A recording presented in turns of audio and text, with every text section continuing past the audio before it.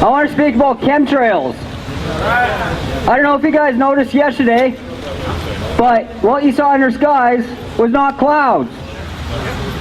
They were chemtrails. More than I have seen here probably ever. I don't know what was going on, but it was nuts. I know many of you young people here probably aren't old enough to realize what a real blue sky looks like, but I am. When people say clear blue sky, you get a clear blue sky, not a white hazy sky with a bunch of grid lines going across it. The technical name for those is geoengineering, which is done under the guise of preventing global warming, which is a whole other issue. The possible agenda of these is depopulation, global governments, mind control, military aspects, create disease, and cloud seeding. Now, many of you people probably know what contrails are. Those are the ones that the planes leave and they disappear right away. So if you see those, you know they're just normal vapor trails. The ones that don't leave and spread out are the ones that are, well, poisoning us. They are sprayed primarily in NATO countries, and since they started, Alzheimer's disease has skyrocketed 200%. Soak that in for a minute. 200%. That's just insane.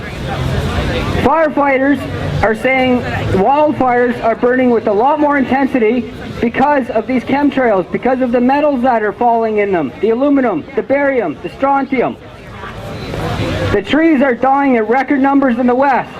I watched What in the World Are We Spraying this morning to do some research. I suggest you all go and Google that movie, pick up a DVD or whatever.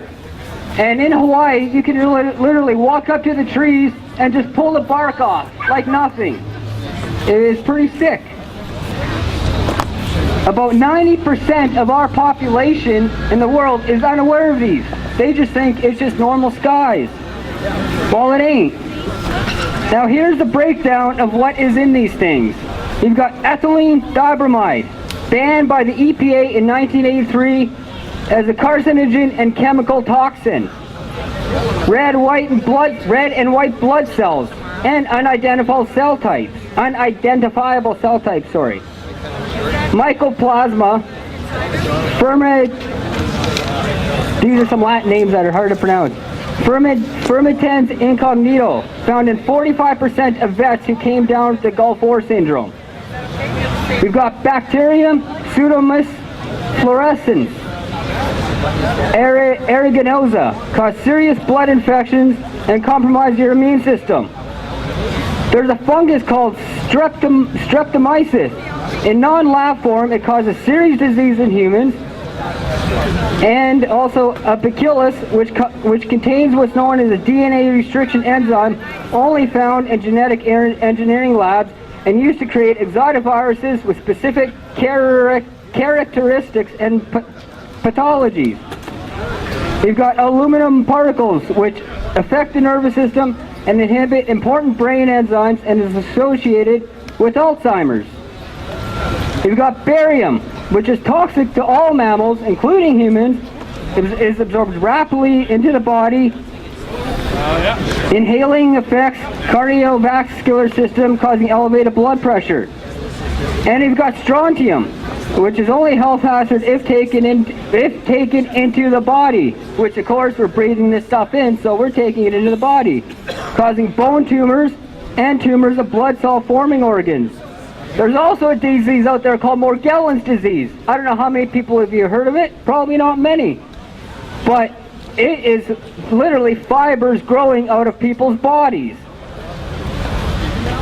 Now, I'm going to tie this all into the financial issue here.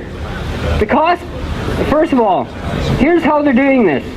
5 planes per day per location. At least 500 locations covering 500 square miles.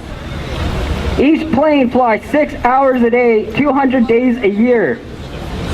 Now, the cost breakdown of that. Estimated fuel cost per day per plane, $750. Estimated chemical cost per day per plane, $750 for a total of $1,500. Times that by the planes per location, which is 5, you got $7,500. times locations per day, which is 500 locations. That's $3,750,000 or $750,000. Times the days per year, 200. So the cost of U.S. taxpayers per year is $750 million. Times that by the estimated of countries participating, that brings us to $75 billion of tax money that is going to poison us. The U.S. is paying for at least 80% of this, including spraying in other countries.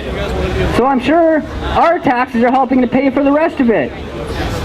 Now, most of the pilots out there that are doing this, they don't realize what they're spraying.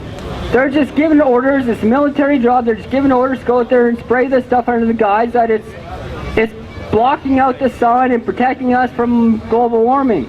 Well, it ain't. There is a pilot that has woken up and is speaking up and is trying to get people out there. So I want to make a call right now to any pilots here, or any pilot, or anybody that has friends that are pilots that are flying these planes. Tell them to look into what they're spraying out there and what they're doing and how it is going to affect them now and the future generations if this does not stop. That's about it. That's all I want to say. Just guys, look up every once in a while, and if you see this, raise some issues. Talk to politicians. Talk to whoever we have to talk to. But this has to end now. Thank you. Thanks, Pat.